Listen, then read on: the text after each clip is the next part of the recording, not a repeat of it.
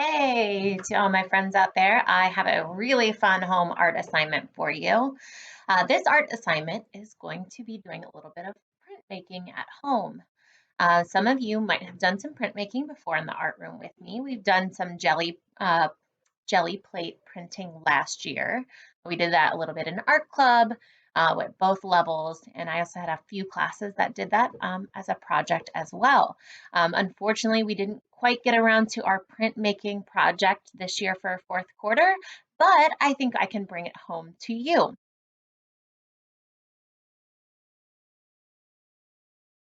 And for a lot of you, jelly printing will still be on the menu for next year. So this might be a really fun way to explore. But there's other ways that we can make prints. And one of the ways that we can do that, we can make a marker print using foil. So let's talk about the supplies you're going to need. You're obviously going to need a roll of foil. Okay, I have a really big one here. So you'll need a big piece of foil. You'll need some paper.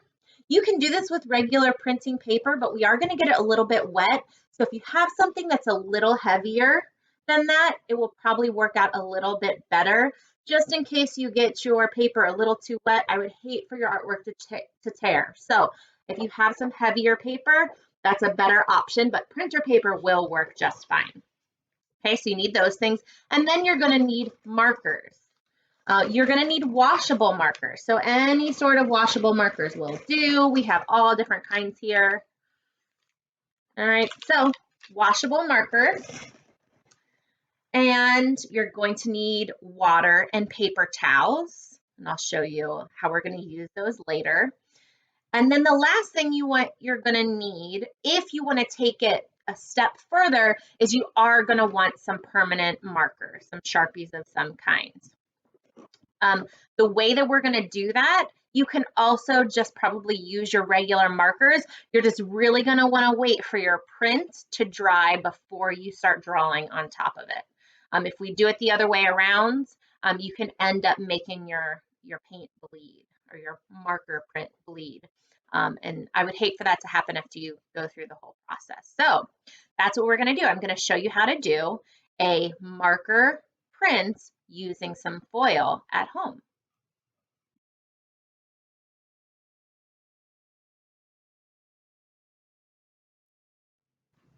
Okay, so we're ready to get started.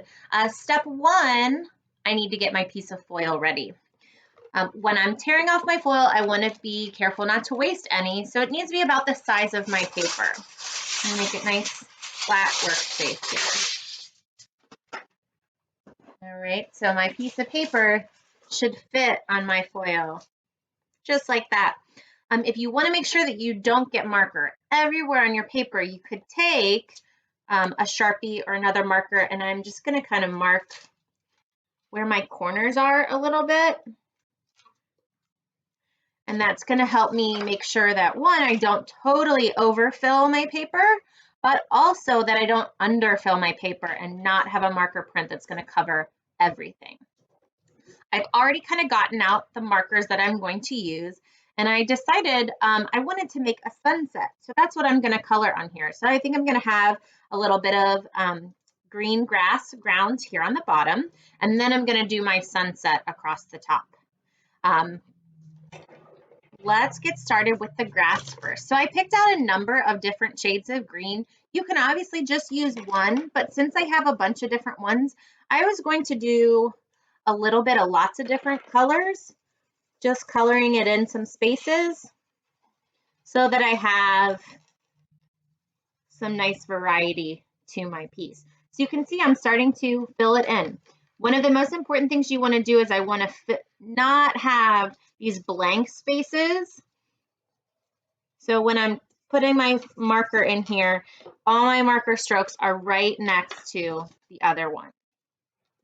But since I'm doing lots of different shades of green, I'm kind of leaving room for me to fill it in with some of my other colors. I also started with my lightest shade first, just because I know that my marker is going to overlap just a little bit as I'm coloring it. And if I started with my darker shade, then my lighter marker is going to pick up some of that ink, and it might end up staining that marker a little bit darker than its true color.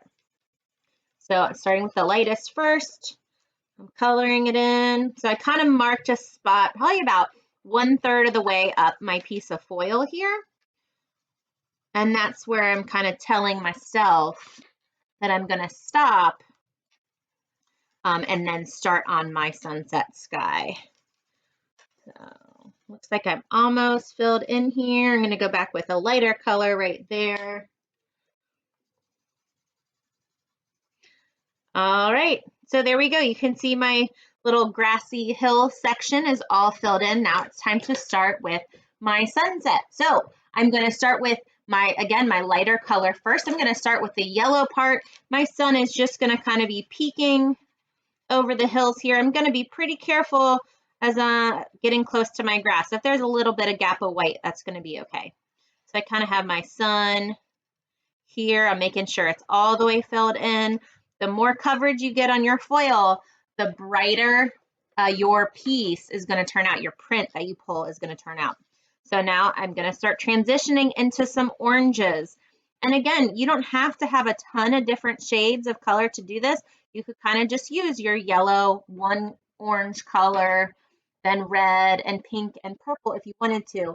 But just because I have a nice big marker pack with lots of different colors, I want to use them and kind of make it a slower gradient change. So where I'm kind of fading more from one to the other, it'll make a really colorful, bright transition. So moving into a darker orange here. I don't know that I'm going to use a true red on here. I'm probably just going to start going into my pinks next, because those are the colors I really see in the sky at a sunset.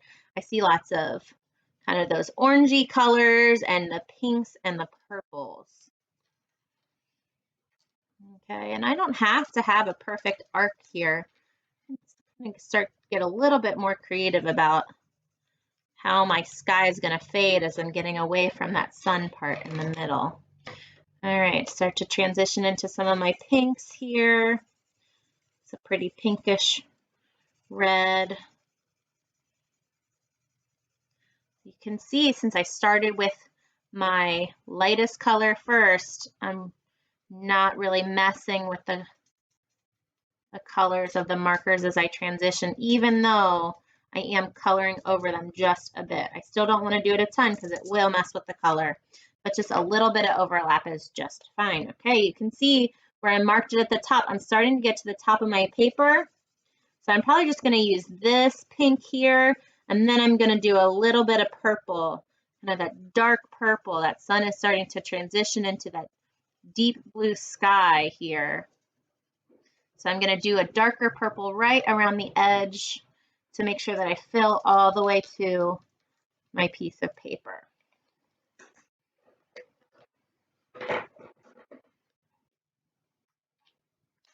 It's a fun little stamping marker, but one end is a normal marker, the other is a stamp. I don't want to color with this stamp.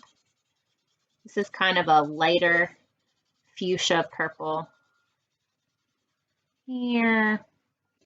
I just saw this color and I really like it, so I want to use it a little bit. Now I'm going to use my last color, my dark purple. I'm just going to fill in the sky just a touch here to make sure it's right to the edge where my paper is going to go. I'm going to have a really pretty, colorful print. All these great colors I used in the transition here. All right, it's all the way colored in.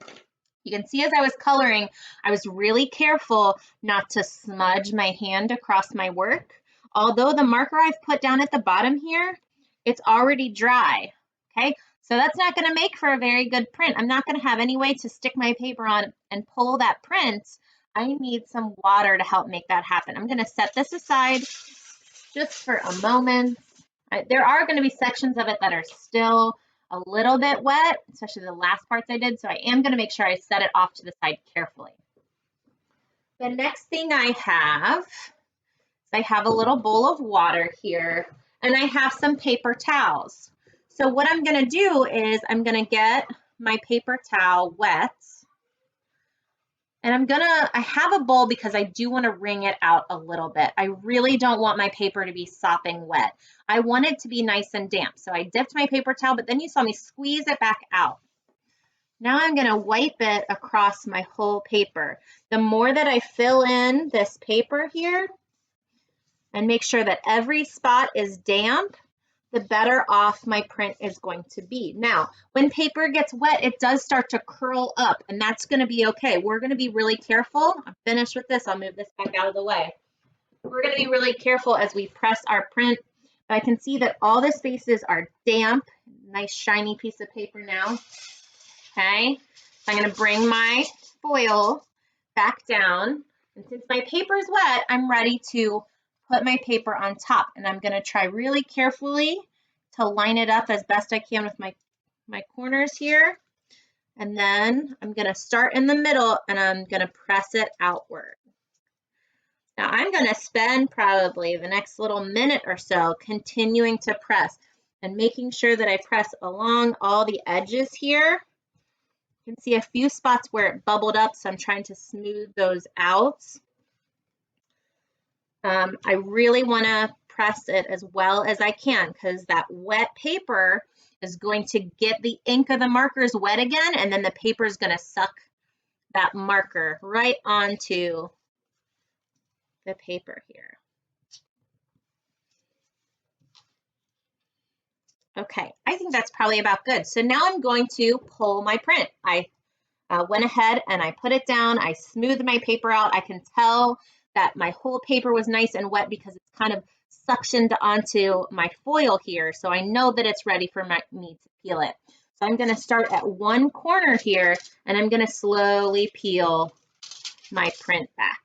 Oh my goodness, I love how this turned out. All right, so this is my print here. I can see a few spots where maybe I didn't quite press hard enough, but I do really like that detail there. Maybe when I go back and I color it in, I might have to turn that into like a little bit of a cloud there and see what else I might be creative about when I start to draw on top of my piece here. So I have a beautiful little sunset happening over some green trees here. And now it's time for me to kind of decorate it. This is still a beautiful piece of art. I could totally stop here and be really happy with my artwork. But I love to take things to the next level. And I really decided when I was doing these that I wanted to go in and draw. And since this is sunset, I could just take a black marker and start to draw trees and maybe birds in the sky. And it would look like that shadowy dark on all of my items, and it would just really make it look like a sunset. All right, I need to set this off because before I can draw on this, it does need to dry, and it is still damp from when I got my paper wet. So I'm going to set it off to the side. Now I have a piece of paper here. Now, since we're just using markers, there's not much of a ghost print to pull, but I can still use this again. All I need to do is take my wet paper towel here, and I'll just wipe the excess marker off. And once this dries a little bit, I'm ready to go in and I can do a totally different palette. Instead of a sunset, maybe I'll just fill it in with all different shades of blue or green. Maybe I'll just color a beautiful rainbow across the center of my paper. You can really do anything that you'd like with the colors and markers that you have. And then you can keep reusing this. So don't get a new piece of foil each time. This is a great thing that you can keep reusing. And after it dries, I could even kind of roll it up and stick it on my art desk and pull it out in a day or two when I feel like doing the next one.